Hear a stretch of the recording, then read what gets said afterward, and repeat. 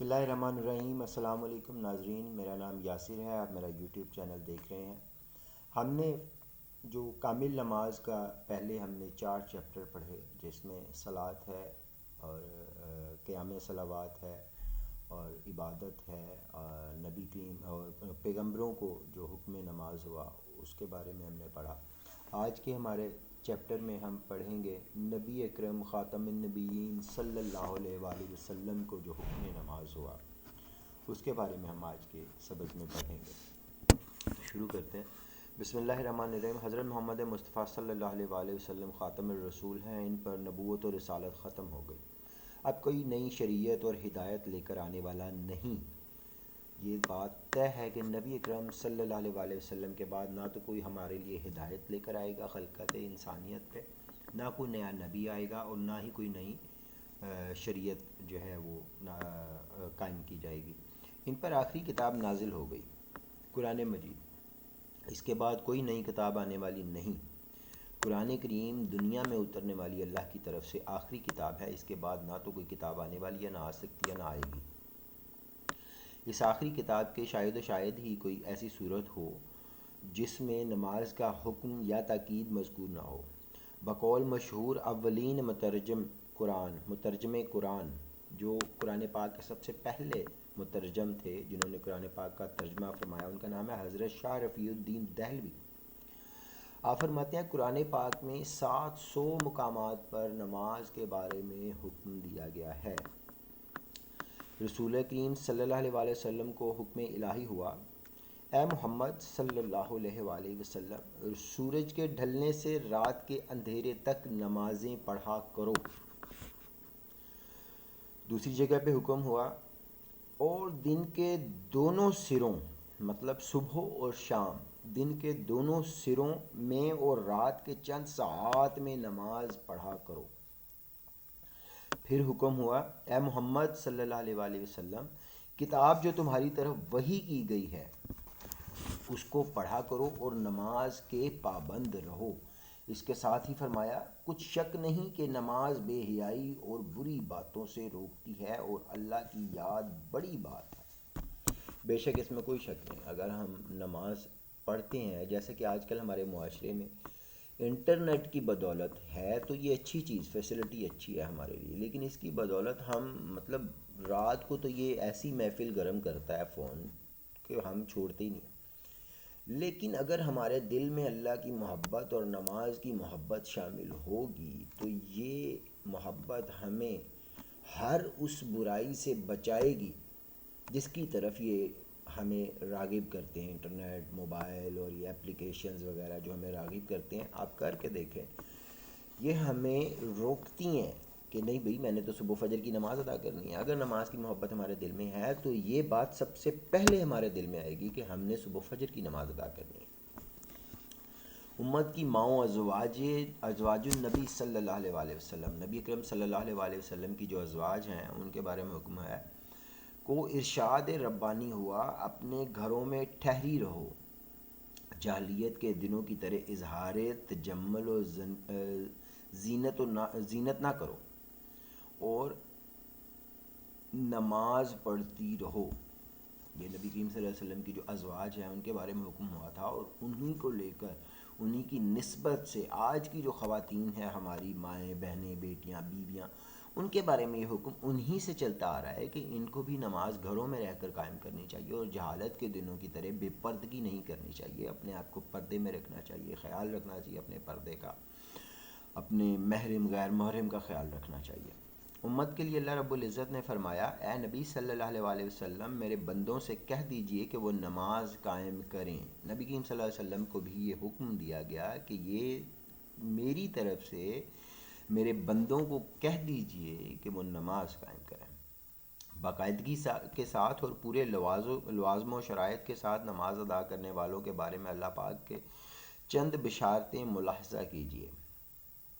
کامیاب ہوئے وہ ایمان والے جو اپنی نمازوں میں خشوع و خضوع کرنے والے ہیں۔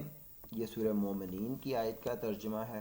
اس کے ساتھ ہی فرمایا، اور جو اپنی نمازوں کی حفاظت کرتے ہیں، نماز قائم کرو۔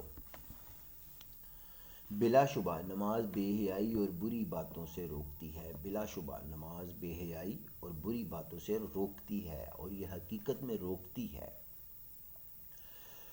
سورہ المعارج میں فرمایا گیا، باغ ہائے بہشت میں عزت و اکرام کے ساتھ وہ نمازی ہوں گے جو اپنی نماز کا التزام رکھتے ہیں، اپنی نماز کی حفاظت کرتے ہیں، اپنی نماز کا انتظام رکھتے ہیں اور اپنی نماز کی حفاظت کرتے ہیں۔ حفاظت کرنا کسے کہتے ہیں؟ اب نماز کی حفاظت کسے کہا گیا ہے؟ کہ نماز تو ادا کرنی تھی، مسجد میں پڑھی، گھر میں پڑھی، دکان میں پڑھی، کسی محفل میں پڑھی، کسی سفر میں ادا کی، وہ تو ہم نے ادا کر دی، پڑھ لی۔ اب اس کی حفاظت کیا ہے؟ نماز کی حفاظت یہ ہے کہ ہم نے جو نماز ادا کری اس کے بعد ہم نے جو عہد اور جو آیات مبارکہ نماز میں پڑھی ہیں ان کے ترجمے کے مطابق ہم اس پر قائم رہیں، برائی نہ کریں، زیادتی نہ کریں، ہدایت کے راستے پر رہیں، نماز کو قائم رکھیں اور نماز کی فکر کو جاری رکھیں۔ یہی ہماری نماز کی حفاظت ہے۔ یہ نہیں ہے کہ ہم نے جناب دکان سے اٹھے، مسجد میں بھاگے گئے، نماز ادا کی، واپس آ کے پھر جھوٹ بول کر اپنی نماز جو ہے دکانداری جو ہے وہ شروع کر دی۔ معاشرے میں زیادہ تر یہی ہو رہا ہے، 90% ہمارے معاشرے میں یہی ہو رہا ہے۔ تو یہ نماز کی حفاظت نہیں ہے، یہ تو ہم مطلب ایک وہ نماز ادا کرتے ہیں کہ ہم نے گلے سے اتار دی، بھائی بس ٹھیک ہے نماز پڑھنی تھی ہم پڑھ کے آگے، اس نماز کا کوئی فائدہ نہیں ہمیں ہونے والا۔ اچھا جی آگے پڑھتے ہیں۔ سورہ الانعام میں فرمایا گیا ہے کہ آخری کتاب بابرکت ہے ان لوگوں کے لیے جو منجمع اور دیگر صفات کے اپنی نمازوں کی پوری پوری خبر رکھتے ہیں۔ پھر فرمایا گیا، وہ کامیاب ہوا جس نے پاکیزگی حاصل کی، اپنے رب کا نام لیا اور نماز پڑھی۔ جس نے پاکیزگی حاصل کی، اپنے رب کا نام لیا اور نماز پڑھی۔ مختصر یہ کہ نماز ہماری کامیابی کا ذریعہ اور سربلندی کا زینہ ہے، بے شک اس میں کوئی شبہ نہیں ہے۔ اخلاقی کمزوریوں سے بچنے بچانے کا وسیلہ ہے، یہ بھی بے حد جو ہے وہ سچائی والی بات ہے۔ روحانی بہتری اور ارتقاء کا سبب ہے، اللہ پاک کے قرب کا موجب ہے، دونوں جہان کی سعادتوں اور برکتوں کا مخزن ہے اور اہل ایمان کی معراج ہے۔ ایک نماز میں فوائد کتنے اللہ پاک نے دیے؟ روحانیت، اللہ کا قرب، جو مطلب ہم میں نہیں کہنا نہیں چاہتا، لیکن یہ حقیقت ہے ہمارے آج کے معاشرے میں، یہ ایک حقیقت ہے کہ ہمارے ایمان کو اتنا کمزور کر دیا گیا ہے ان بابوں جھوٹے پیروں کی طرف سے کہ صرف اپنے ڈیرے بھرنے کے لیے، اپنے مطلب وہ ایک تو ہم بھی گھر میں ملازم رکھتے ہیں تو پیڈ ملازم رکھتے ہیں، تو یہ تو فری کے ملازم ہو گئے نا یار۔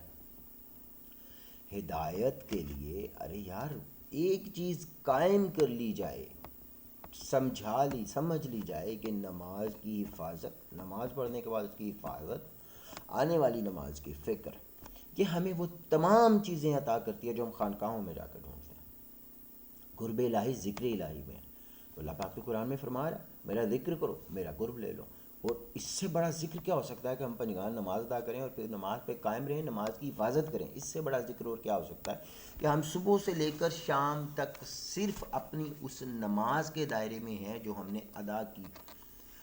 تو بیہائنڈ دس کہ ہم نماز تو ادا کر لی اور اگر ہم اس کی حفاظت کی فکر میں لگے رہے تو ہم تو 24 گھنٹے اپنے رب کو یاد کر رہے ہیں نا یار۔ تو جس پروردگار کو تم 24 گھنٹے یاد کر رہے ہو وہ تمہاری شرک سے زیادہ قریب ہے، کیا تمہیں وہ سب عطا نہیں کر سکتا جو تم یہ جھوٹی خانقاہوں میں جا کر ڈھونڈتے ہو؟ آگے بڑھتے ہیں جی، یہ چیپٹر یہیں پہ ختم۔ اگلا جو ہے وہ ہمارا چیپٹر ہے رسول کریم صلی اللہ علیہ وسلم کی نماز۔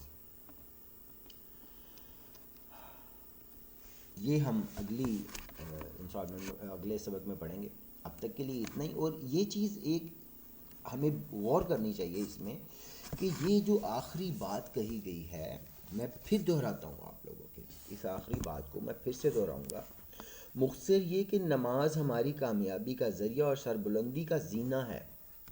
پھر سے دہراؤں گا، نماز ہماری کامیابی کا ذریعہ، سر بلندی کا زینہ ہے، اخلاقی کمزوریوں سے بچانے کا وسیلہ ہے۔ اخلاقی کمزوریاں، بے اخلاقی، مطلب ہم بہت سارے گناہ کر دیتے ہیں، وہ اخلاقی کمزوریاں ہیں ہماری،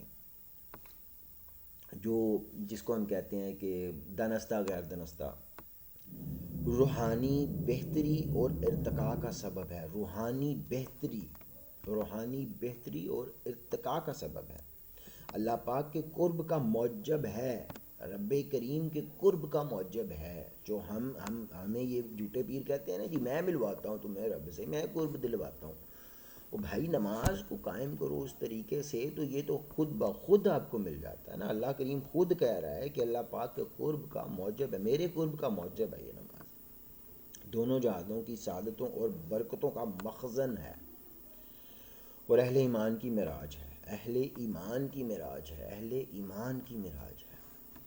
اب تک کے لیے اتنا ہی۔ اللہ پاک ہمیں نماز پڑھنے، قائم کرنے اور نماز کی حفاظت کرنے کی توفیق عطا کرے، تاکہ ہم اپنی زندگی کو بہتر سے بہترین بنا سکیں، ٹھیک ویسے ہی جیسے ہمارے پیارے آقا محمد مصطفیٰ صلی اللہ علیہ وآلہ وسلم نے ہمیں حکم فرمایا، اور ہمارے لیے جس چیز کی فکر کی، ہمارے یہی گناہ ہیں جن کے لیے ہم نبی کریم صلی اللہ علیہ وسلم ساری زندگی روتے رہے۔ اپنی امت کے لیے اگر کوئی نبی رویا ہے تو وہ نبی پاک صلی اللہ علیہ وآلہ وسلم، آخر الزماں ہمارے پیارے نبی آقا دو جہاں حضرت محمد مصطفیٰ صلی اللہ علیہ وآلہ وسلم ہے، جو اپنی امت کے لیے بے شمار روئے کہ میری امت کے گناہوں کی بخشش ہو جائے۔